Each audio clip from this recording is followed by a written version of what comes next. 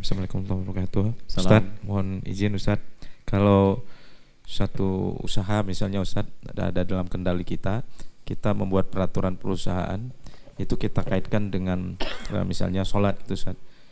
Nah, lalu kita masukkan ke dalam kriteria penilaian yang akan berpengaruh terhadap bonus katakan ataupun potongan-potongan kalau dia tidak melaksanakan itu, apakah itu baik dan bijak Ustaz? Mohon benar dan bijak Ustaz, mohon pencerahan Ustaz.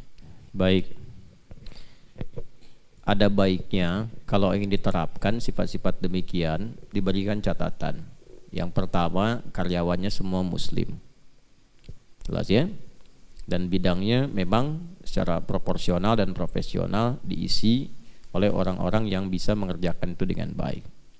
Itu dulu, karena nanti turunan hadisnya banyak. Jika persoalan diserahkan bukan pada ahlinya, maka hasilnya merantakan. Ya, nerima orang Islam tapi nggak punya kompetensi di bidangnya, ya nanti jadi masalah juga. Ya, kemudian di sisi lain ada non muslim punya kompetensi di bidangnya misalnya, diterima. Boleh jadi dengan itu memberikan kesan kepada dia pintu hidayah misal, sisi lain. Nah, kecuali kalau tadi karyawan semua muslim. Yang kedua, hal-hal yang terkait dengan aspek spiritual dibawa ke dalam peningkatan kualitas untuk didedikasikan dalam penguatan ia semangat dalam bekerja. Nah, tapi kalau Anda membuat sebuah aturan yang demikian, itu bisa dibagi dua bagian. Bagian pertama, misal, itu sebagai bagian tambahan yang tidak dimasukkan pada pokok pekerjaan. Dia datang ke situ kan bukan buat sholat, kan? Dia datang ke situ bukan buat mengaji, dia ke situ buat bekerja. Dan hak dan kewajibannya diatur dengan porsi pekerjaannya, gitu kan? Kalau antum mau tambahkan dengan aturan-aturan tadi, bisa fair dengan cara apa? Misal, meningkatnya bonus misalnya, gitu kan? Memberikan perhatian lebih misalnya, ya dari beberapa aspek yang lain itu sah untuk dilakukan.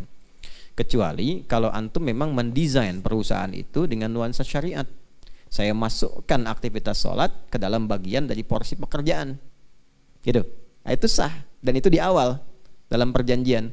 Ketika antum masuk, ini perusahaannya perusahaan bergerak di bidang ini, gitu kan? Kemudian yang kita gunakan nilai-nilai syariat Islam dalam bentuk-bentuk yang baik.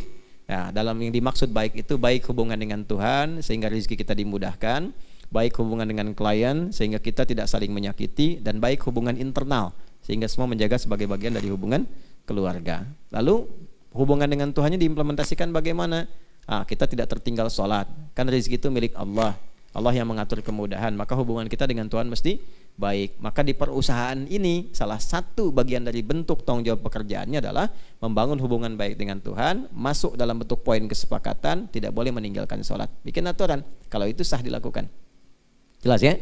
Nanti dari situ misalnya absennya pakai sholat misalnya, ya di dalam sholat-sholat tertentu kan nggak mungkin 5 kali waktu sholat di situ. Ya, misalnya waktu masuk dari pagi sampai dengan siang, berarti ada zuhur dengan asar kan? Ya, nggak boleh tinggal zuhur dengan asar misalnya untuk di waktu-waktu pekerjaan. Boleh, sah dilakukan. Jelas ya? Allahu a'lam bishawab. Terakhir.